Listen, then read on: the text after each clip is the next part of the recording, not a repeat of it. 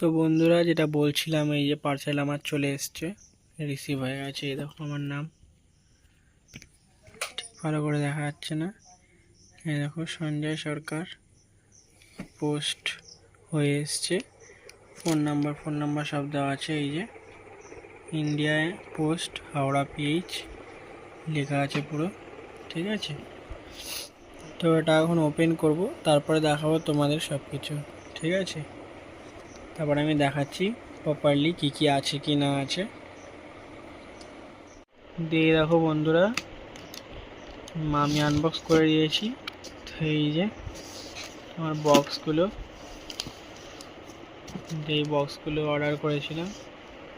এই যে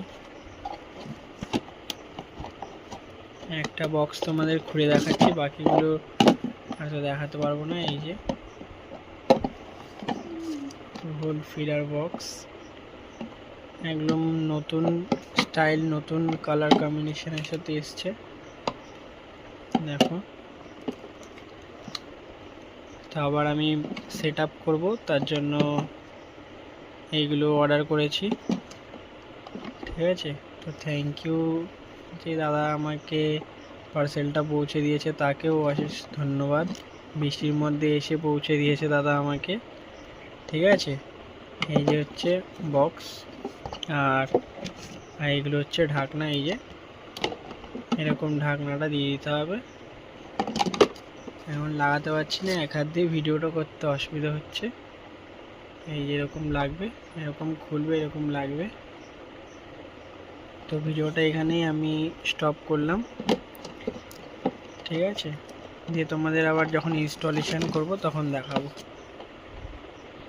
তো বন্ধুরা দেখো, আমি চলে এসেছি আমার পায়রা ঘরে। আমি আবার বক্সগুলোকে ইনস্টল করে নিয়েছি। এই দেখো কীরকম লাগছে অবশ্যই জানাবে, ঠিক আছে।